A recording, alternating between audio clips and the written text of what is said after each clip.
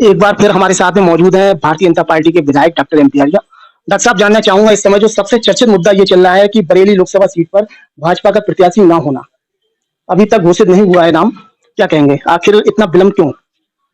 तो अभी कोई देरी नहीं हुई है, पार्टी तय कर रही है और निश्चित रूप से सोच विचार के किसी एक अच्छे प्रत्याशी को ही लाने का काम करेगी।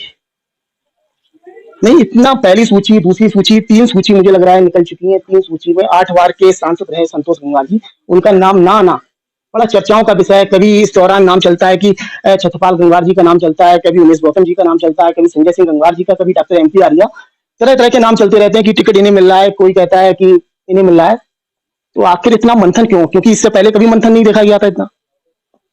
देखिए, मंथन नहीं बल्कि ये कहिए कि ये चर्चाएं हैं जो कि कयासों के आधार पर हैं।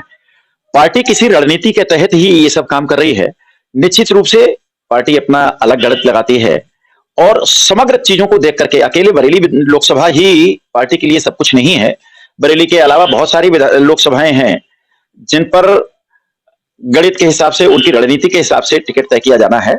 अब किसका होना है ये तो खैर बाद में ही पता लगेगा, लेकिन अभी कई सारी लोकसभाओं के बारे में विचार चल रहा है। नहीं, आपको क्या अनुमान है, क्या लग रहा है आपको, क्या गणित बैठा सकती है भारतीय जनता पार्टी? क्या आंकड़े हो सकते हैं उनके? देखिए, हमारा तो कोई स्तर नहीं है, हम तो एक सामान्य विधायक हैं। ये बड़े लोगों का काम है और वही लोग तय करेंगे। वास्तव में सही बात ये, मेरे पास किसी तरह की कोई चर्चा नहीं है, मुझे किसी तरह की कोई जानकारी नहीं है कि वास्तव में किसका टिकट हो रहा है और किसके बारे में विचार हो रहा है। नहीं, आपको कुछ वजह नहीं लग रही है कि 8 बार के सांसद, दिग्गज नेता संतोष गंगवार जी, उनका पहली, दूसरी, तीसरी सूची में नाम ना आना, आपको नहीं लग रहा है कुछ इसके पीछे कुछ आंकड़े हो सकते हैं या कुछ वजह हो सकती है? क्या सोचते हैं आप? ऐसा है कि माननीय संतोष गंगवार जी एक कद्दावर नेता है और लोकप्रिय नेता है। बरेली लोकसभा में जो उनका कद है, और केवल बरेली लोकसभा नहीं, राष्ट्रीय स्तर पर उनके जैसा लोकप्रिय नेता बहुत कम होंगे। लेकिन किस रणनीति के तहत पार्टी ने उनकी घोषणा अभी तक नहीं की है, ये मेरे लिए बताना शायद संभव नहीं है। नहीं, हर बार में आखिर संतोष गंगवार जी ही क्यों?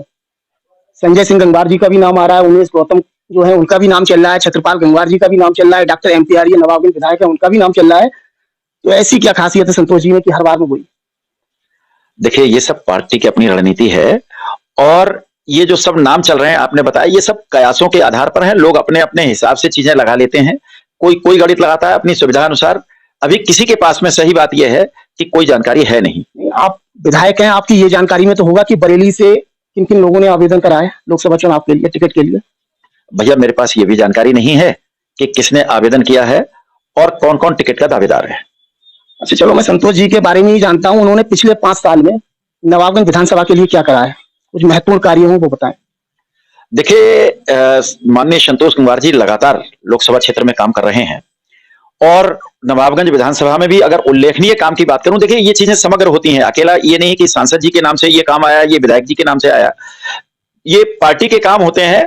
पत्थर भले ही किसी के लग जाएं। एक बड़ी उल्लेखनीय उपलब्धि बताता हूं नवाबगंज विधानसभा के लिए। अटल आवासीय विद्यालय जो मंडल में एक होना चाहिए, और अभी तो पूरे उत्तर प्रदेश के अंदर कुल मिलाकर के 7-8 बन रहे हैं, उनमें से एक नवाबगंज विधानसभा के लिए बन रहा है। ये भी बड़ी उपलब्धि है। इसके अलावा अमीन नगर के अंदर दोहा जैसी नदी पर, बड़ी नदी पर अकेले गांव के लिए एक बड़ा पुल बना है, ये बड़ी उपलब्धि है। इसके अलावा जो जागीर पर पुल बना, बरौर पर पुल बना, इतनी सारी बड़ी सड़कें बनी। मैं समझता हूं कि निश्चित रूप से माननीय संतोष गंगवार जी का इन सब में बड़ा योगदान है। भाजपा जो भी प्रत्याशी होंगे उनके लिए जो वोट मांगा जाएगा, उसके पीछे आधार क्या होगा? किस आधार पर जनता के पास में जाएंगे, क्या बातें बताएंगे उनके? अरे, भारतीय जनता पार्टी से बड़ा आधार तो किसी के पास है ही नहीं, और हमारा प्रमुख मुद्दा विकास है।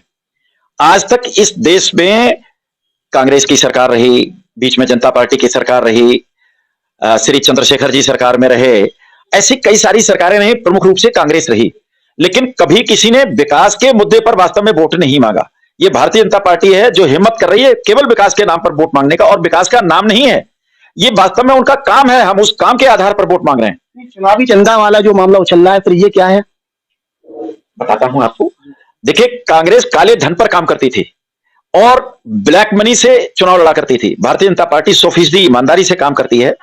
अगर मैं चुनावी बॉन्ड की बात करूं तो भारतीय जनता पार्टी ने ईमानदारी से 1 नंबर में पैसा लिया है और उससे चुनाव लड़ा है। हम एक एक पैसे की रसीद देते हैं, एक एक पैसे का हिसाब देते हैं, वो भारतीय जनता पार्टी के पास में है। फिलहाल टिकट की संभावना कब लग रही है आपको, कब तक फाइनल हो सकता है?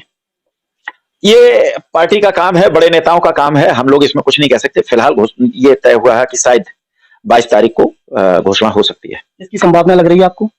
हमने कहा ना कि इसका केवल कयास लोग लगा रहे हैं, किसी के पास में कोई जानकारी नहीं है। क्योंकि जब आप विधानसभा का चुनाव लड़ रहे थे तब मैं लोगों के पास जाके ये पूछता था कि पुराने को सम्मान मिलना चाहिए या नए को, तो पुराने संतोष जी हैं और नए लोग और भी काफी लोग हैं जो दावेदारी कर रहे हैं। तो आपकी निगाह में क्या है कि पुराने को सम्मान मिलना चाहिए या नए व्यक्ति के लिए उसमें लाना चाहिए?